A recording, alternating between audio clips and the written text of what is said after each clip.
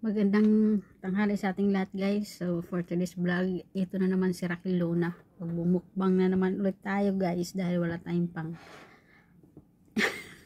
upload. So for today's vlog, ang ating lunch ngayon is hindi pala mukbang, kain lang. Yan, fried egg, tapos kanin na mayroong leftover na meat kagabi. And then sakit ang aking tummy. Yan. Na tayong hot choco. Kain tayo guys. Yan.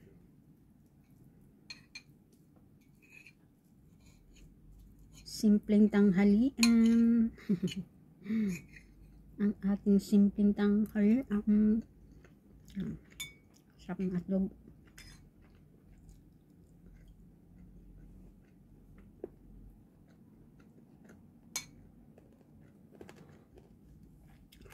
Ininit ko yung kanin, tapos kumuha ako ng 2 pirasong karne leftover kagabi. Ulam namin grill. Kakangilo. Oh my god.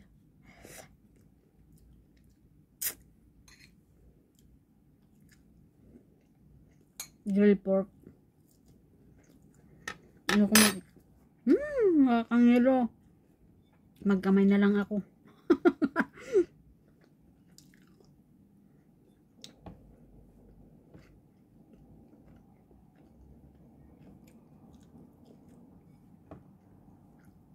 Malinis naman kamay ko, kahugas ko lang ng plato.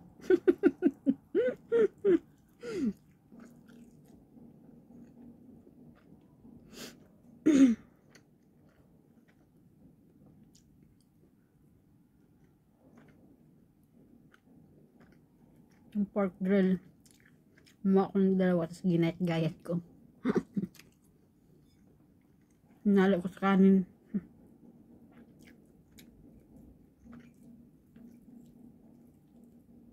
Dagdag ako ng itlog. Parang ang sarap ng nag-ulam ng itlog eh.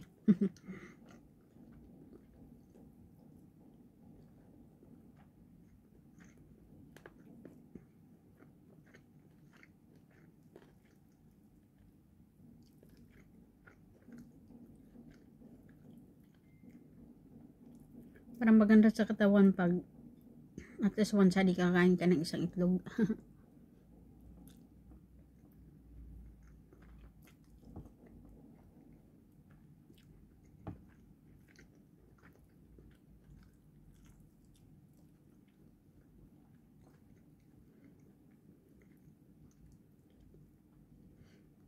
Alam nyo ba guys, pag kumain ako ng boiled egg,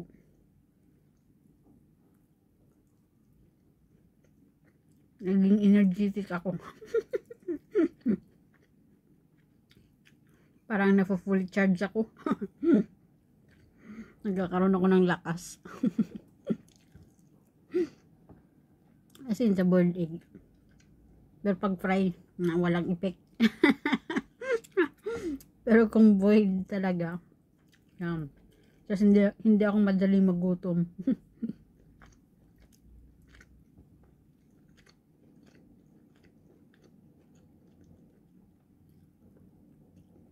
Pag kumain ako ng boiled egg,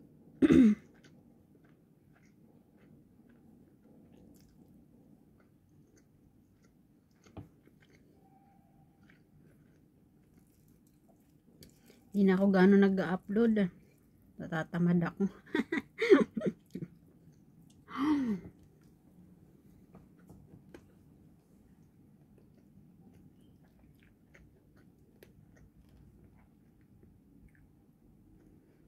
Natatamad ako gumawa ng video.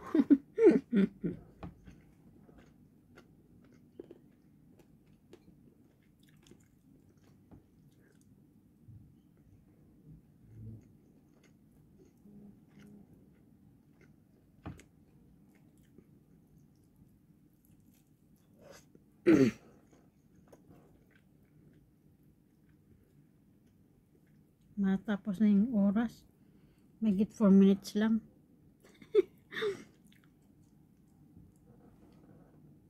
I mean, matatapos ng pagkain ko, magit 4 minutes lang. 5 minutes na. Ang time ng video ko. Kulang.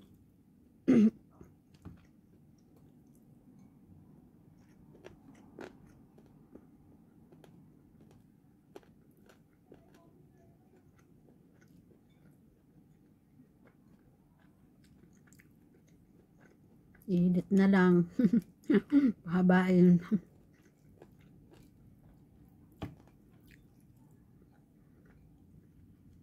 Full storage na rin kasi ako eh.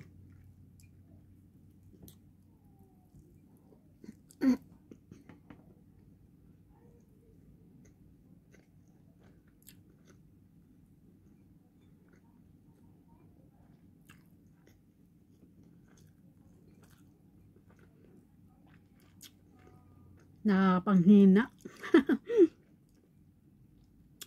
Sa sahod lang, kulang pa yung sinahod sa mga bayarin. Ang buhay.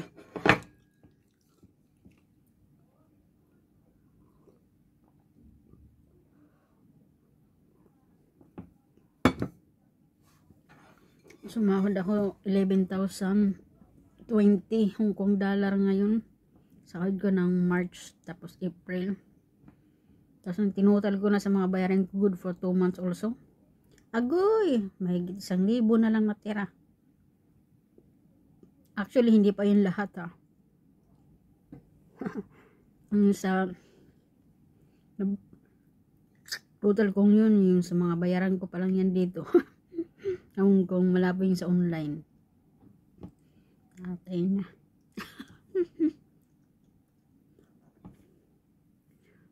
Ang tira kulang, alkansya.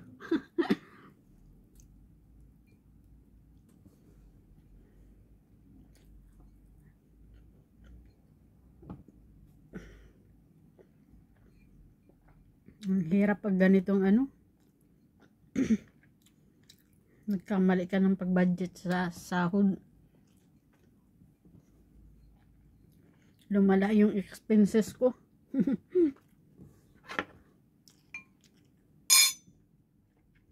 Which is very wrong. Dapat tinutal ko muna. Huwag sana lalampas yung expenses ko sa sasahurin para sana hindi ako mabaon sa utang. Ay nako.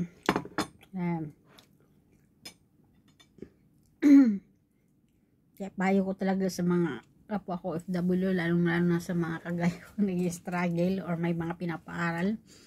Ay nako. Kwenta-kwenta din bago magbanat lang ng banat. Kasi ngayon, sa panahon ngayon, napakadali ng umutang. Sa online, makakautang ka na. Ba't ibang bank, makakautang ka. Tapos sa tao pa.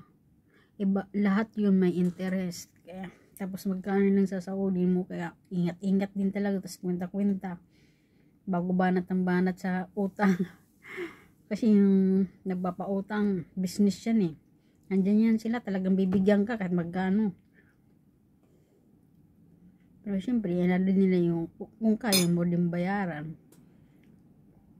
Kasi magbibis din sila sa sahod mo eh. Ay nako.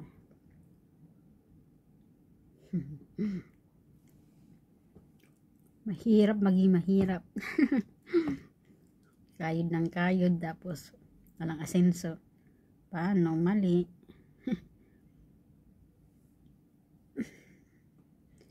Kulang sa ano ba? Kulang sa talino sa pag-budget.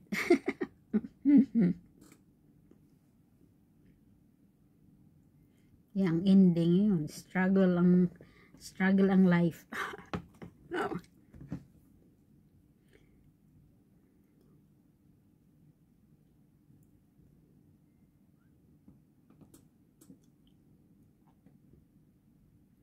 Pero di bali, may awa ang Diyos. Di naman lagi. Di naman lagi. Puro lang hirap. Karaos din yan.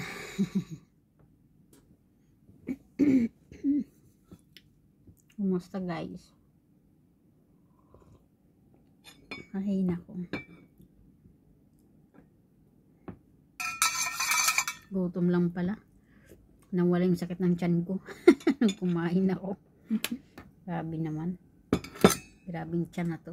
Taba-taba na nga eh. Ayaw palilipas talaga. Bawal maanuhan. Malipasan ng kain. Diyos ko.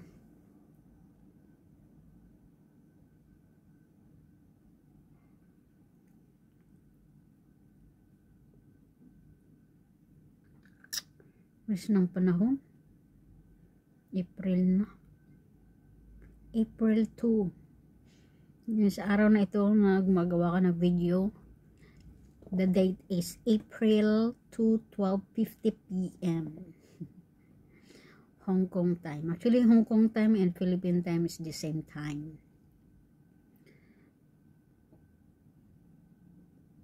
Ang Hong Kong parang sa Pinas lang din eh. Parehas lang ng oras.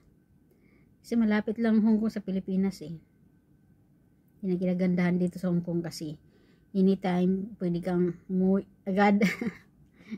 Kasi ano lang eh, magigit isang oras, sabihin pa natin 2 oras ang biyahe dito sa Hong Kong, sa airplane na airport to Philippine Hong Kong airport to Philippine airport. 2 oras lang ang biyahe. Pero syempre, it depends naman pag nandito ka sa Hong Kong, saan kang lupalop na lugar. Kasi malayo din yung lugar ng airport. Oh. Yeah, mga 1 day din talaga. Gugulin. Tapos pag connecting flight ka pa, pag connecting flight o next day ka na makaka-flight papunta sa lugar mo. Kasi ang Hong Kong to Manila man lang. Tapos pag connecting flight ka papunta sa province mo. So Manila airport to going to your province. Kagaya ko, Northern Samar ako. Isa lang naman ang airport sa Northern Samar, Katarman lang. Katarman Airport. So yung NAIA, I think NAIA ba yung tawag na? NAIA 3? Terminal 3. So yun ang pang-connecting mostly sa mga international, especially dito sa Hong Kong. Tapos yung airplane mo is Air Asia. Mostly ang anod talaga nila is Terminal 3.